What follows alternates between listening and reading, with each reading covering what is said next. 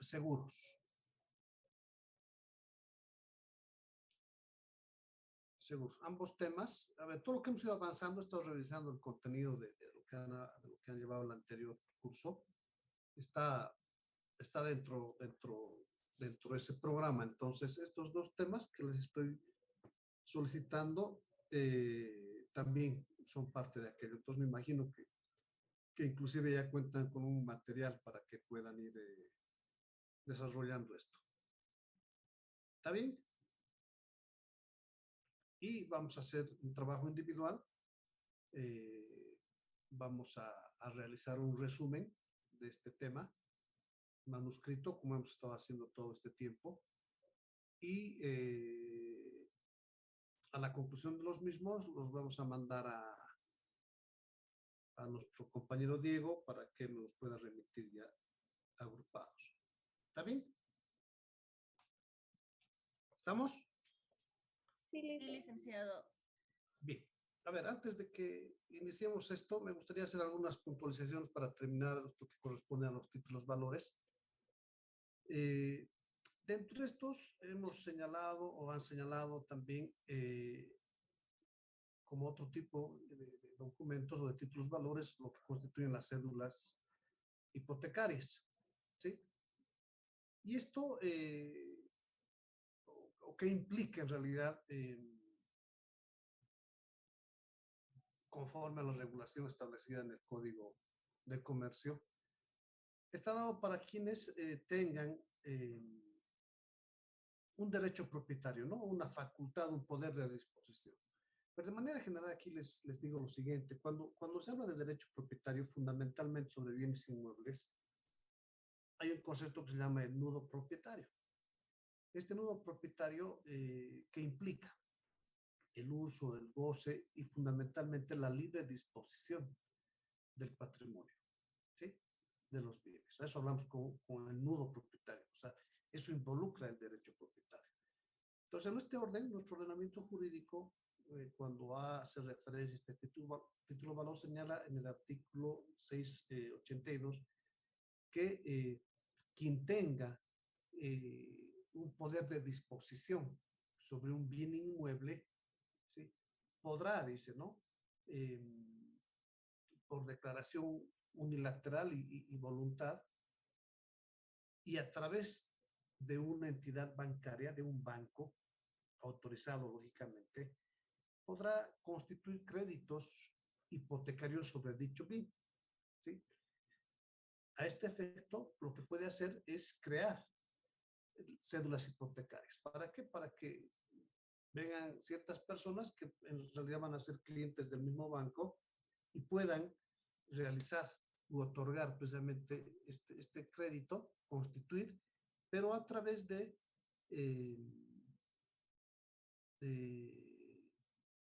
banco, quien va a otorgar esa cédula hipotecaria que le va a dar derecho sobre, como derecho de garantía sobre ese mismo bien inmueble, ¿no? Esta cédula hipotecaria se caracteriza por ser una obligación que va a ser emitida a través de instituciones crediticias, ¿no? Debidamente autorizadas. Nos referimos a las entidades bancarias, ¿sí? Esto por existencia de una garantía específica que va a establecer el titular, perdónenme un ratito, el titular del determinado bien inmueble, ¿verdad? Es el que va a constituir la garantía como tal, ¿sí?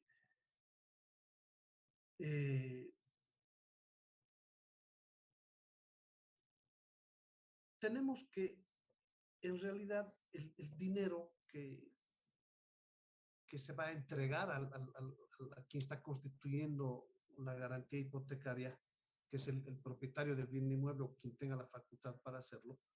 O sea, el banco lo que hace es entregar el dinero, pero en realidad no es un dinero que le corresponde al banco como tal, ¿verdad? Ni es el que va a constituir la garantía. O sea, más allá de que el banco se va a constituir en un fiador en realidad, pero no es el que está entregando el dinero, tampoco es él el que está constituyendo la garantía, sino esto en realidad el banco va a obtener este dinero de sus propios clientes, ¿no? Quienes lógicamente van a aceptar esta cédula hipotecaria, van a dar el dinero y van a recibir una cédula hipotecaria como título valor, ¿sí? Eh, ¿Para qué? O sea, reciben la plata de sus clientes, las entidades bancarias, y las utilizan o las invierten en estas cédulas hipotecarias, ¿sí? Esa es la figura que más o menos se da. Entonces dejamos de lado, más allá de esas responsabilidades que pueden tener y que en algún momento el banco va a responder, incluso con su propio patrimonio, pero lo cierto es que inicialmente esto no le corresponde al banco, no le afecta inicialmente al banco. ¿Por qué? Porque existe una garantía constituida por una empresa que quiere liberar estas cédulas hipotecarias, ¿no? Decimos entonces que lo que hace el banco eh, es entregar el dinero, ¿sí? a esta persona que tiene ese poder de disposición, ¿sí? Eh, y recibido además contra la entrega de las cédulas hipotecarias, eh, en las cuales debe consignarse literalmente, o sea, por escrito queremos decir, cuáles son esas obligaciones eh, que se están, a que se está obligando el tenedor, el propietario o el que tiene el poder de disposición del bien inmueble, ¿sí? Y que tienen que ser consignadas, reitero, en estas cédulas hipotecarias. Ahora, cada tenedor de este título de valor, de esta cédula hipotecaria, eh, va a tener incorporado en este documento, en este título, precisamente el derecho de un acreedor hipotecario, porque lo que va a hacer es como ingresar eh, eh, con una cuota aparte, ¿sí? O va a grabar parte de ese bien inmueble que está constituyendo la garantía. Entonces va a ser un acreedor también hipotecario, ¿sí? Eh, Ahora, en estas cédulas tendrán que establecerse, lógicamente, los plazos y las condiciones sobre las cuales se está otorgando o se están emitiendo estas cédulas hipotecarias. Y esto es lo que precisamente le va a otorgar la garantía a este tenedor o a quien va a entregar o brindar el dinero correspondiente. Eh, Ya en la práctica nosotros advertimos que esto lo hacen, decíamos, a través necesariamente de una entidad bancaria, ¿no? El banco, como habíamos manifestado hace unos segundos, el banco va a adquirir el carácter de fiador, ¿sí? Y además es un fiador solidario de las obligaciones. Ahora, estas cédulas hipotecarias, ¿qué tienen que contener? ¿Cuál va a ser el contenido de las mismas, no? Pues estos requisitos o este contenido se haya regulado por el artículo 684 del Código de Comercio, que establece que las cédulas hipotecarias eh, tienen que señalar en el documento como tal este carácter, ¿no? Cédula hipotecaria. Uno. Segundo, el nombre del banco que los está emitiendo. Tercero, el importe, es decir, el valor por el cual se está emitiendo, con expresión del número y valor nominal de la cédula, así como la serie y el número de la misma, ¿no? ¿Esto para qué? Para que no exista duplicidad o dos documentos con un mismo número. Tendrá que haber un correlativo, ¿verdad? Que permite identificar precisamente la cédula hipotecaria. El tipo de interés y el modo en que esta va a ser cobrada, ¿sí? Fecha de vencimiento. Lógicamente, como es un crédito, este crédito tendrá que estar supeditado a un plazo determinado, ¿sí? La garantía.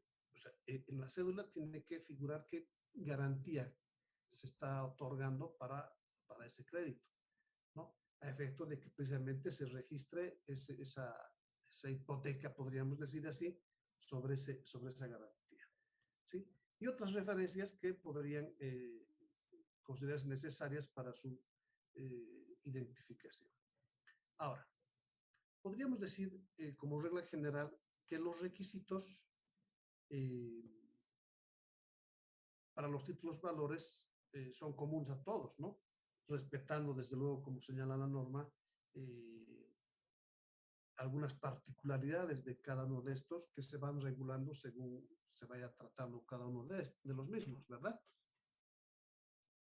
Ahora, se parece mucho, señala la doctrina o identifica la doctrina a lo que son los bonos, ¿sí? O los debentures que habíamos hablado el día de ayer.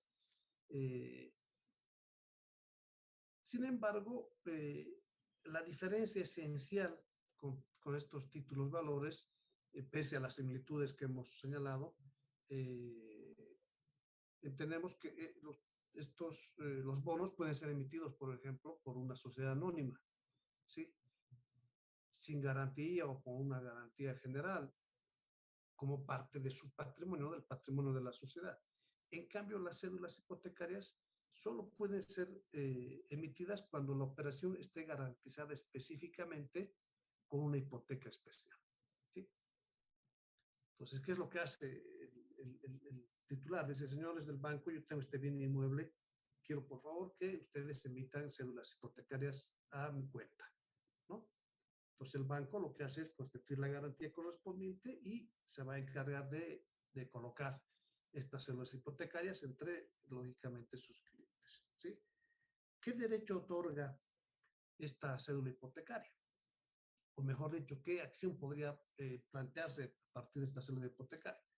Entonces, corresponde, como habíamos visto el día de ayer, a una acción ejecutiva. Es decir, que el tenedor de una cédula tendrá la acción ejecutiva contra el deudor principal o contra el banco. Por eso es que el artículo 683 dice el banco se convierte en un fiador solidario, ¿sí? Ahora, el banco depositario, es decir, el banco que va a emitir las cédulas, se considera como depositario de las cantidades entregadas por los deudores del crédito para el pago de las cédulas, ¿sí? Ahora, el código hace referencia, bueno, las condiciones han cambiado, el sistema financiero en el país podríamos decir que es mucho más sólido.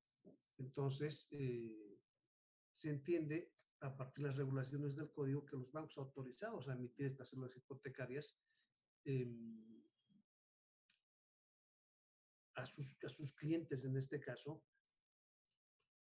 garantizan, esto es muy importante, garantizan sus obligaciones respecto a los tenedores de las cédulas hipotecarias. ¿Con qué? ¿No? Con su patrimonio propio.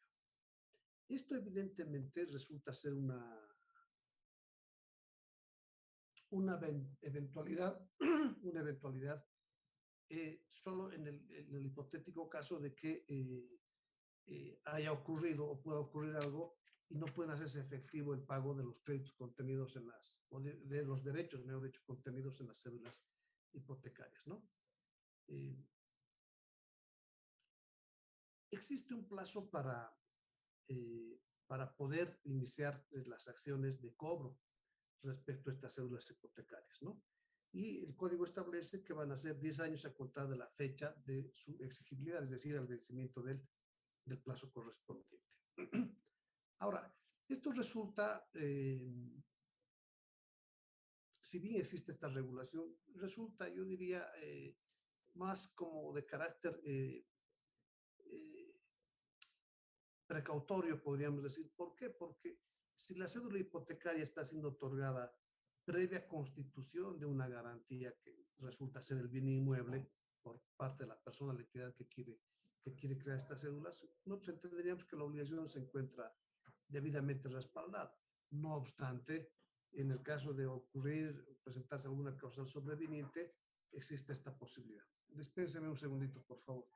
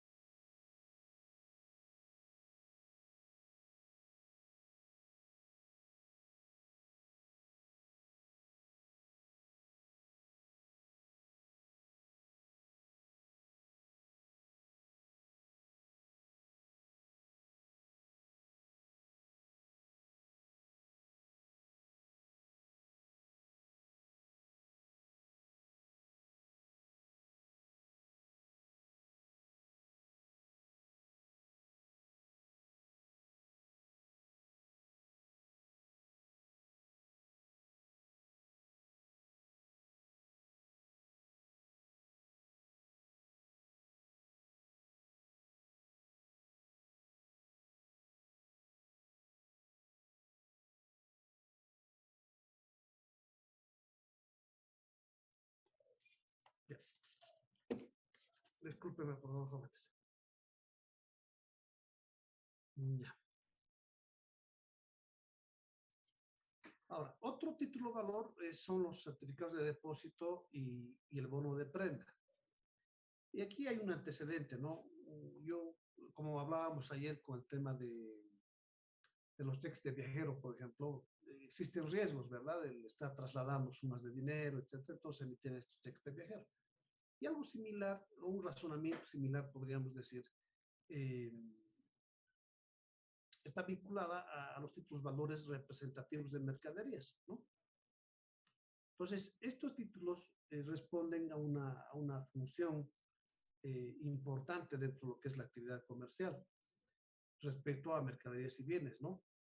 Porque a través de estos títulos valores lo que se hace o lo que se logra es evitar el desplazamiento, materialmente hablando, ¿no? De mercaderías, de mercancías. Es decir, sin la necesidad de una, de un desplazamiento material de los mismos, ¿verdad? Entonces, a partir de esto se permiten algunas operaciones comerciales eh, mediante la transmisión de la propiedad o emprenda, inclusive de las mercaderías, ¿sí? Sin necesidad, reitero, del desplazamiento físico, sino solamente a través de esos respaldos o traspasos documentarios de los títulos valores como tal, ¿sí? Y esto generando, ¿qué? Seguridad jurídica, generando o mejorando el tema, siendo menos onerosos, podríamos decir menos onerosos, ¿sí? Y sin que sea relevante o que no afecte, mejor dicho, de que las mercaderías se encuentren almacenadas en otra plaza a muchísimos kilómetros, en lugares diferentes, ¿verdad? Esto evitar el desplazamiento reteo de mercaderías de un punto, de un lugar a otro, ¿no? Ahora, las características como título valor van a ser exactamente las mismas en lo que sean aplicables a los demás títulos valores. ¿Sí? Esa es una regla general y como decíamos hace un instante, respetando siempre las particularidades de cada uno de estos, ¿no? Una particularidad de estos certificados de depósito es que en su contenido, además, o sea, primero que son representativos de mercancías, eso ya hemos identificado. Uno, pero que se incorpora a este título valor un concepto que es sumamente importante. Se incorpora el criterio, o mejor dicho, claro, el criterio de dominio sobre las mercaderías o bienes amparados en el certificado de depósito. Entonces diríamos que yo he llevado este teléfono a depósito, me entregan mi certificado, ¿sí? Y el certificado que me están entregando es como si estuviera yo teniendo este teléfono en la mano, ¿no? Y si yo los transfiero, pues digo, tengo título de dominio, yo puedo transferir también este certificado de depósito y es como si estuviese transfiriendo la mercadería, ¿sí? Es una característica propia de este certificado de depósito y que diríamos, ¿no? En virtud a la tenencia del título valor es equivalente a la propiedad y a la disposición de los mismos, ¿sí? Entonces, estos títulos valores no solo incorporan un derecho a recoger la mercadería, sino en la medida legal en que así sea posible, incorporan también ese dominio real sobre la cosa, ¿no? Sobre los bienes o las mercancías que han sido depositadas, ¿verdad? Entonces, los documentos que van a amparar este certificado de depósito tendrán que ser lo suficientemente claros y explicativos de qué o cuál es la mercadería o la mercancía que ha sido sujeta a depósito, ¿no? Ahora, dentro de las particularidades de este certificado de depósito, nosotros entendemos que es, sí, un título valor que es expedido por quién, por un almacén general autorizado para esto, ¿no? A ustedes habrán dado cuenta que lo que es la dinámica del comercio, la actividad comercial, hay depósitos, ¿sí? Hay depósitos, sí, pero simplemente o no todos estos pueden ejercer esta o emitir estos títulos valores que son estos certificados de depósito, ¿no? Entonces, simplemente lo que nos emitirán algún otro depósito que no se encuentre autorizado para este ejercicio, será simplemente un recibo, ¿no? Y dirá, pues sí, el señor tantos ha venido a dejar tal mercadería, ¿sí? Pero no tiene la característica de título valor, ¿sí? Entonces, ¿qué se requiere? Que el depósito que pueda realizarse debe hacerse en un depósito autorizado, ¿sí? Que tendrá además la facultad de emitir precisamente los certificados de depósito, ¿sí? Y lo que constituyen los bonos de prenda. ¿Cómo funciona esto? Ocurre que, como hemos manifestado que el certificado de depósito confiere dos aspectos, el derecho, ¿sí? Por un lado, y segundo, confiere o lleva implícito el dominio de esa mercancía. Lo que yo puedo hacer es negociar ese certificado de depósito, ¿no? Y es como, sí, perdóname un segundito, por favor.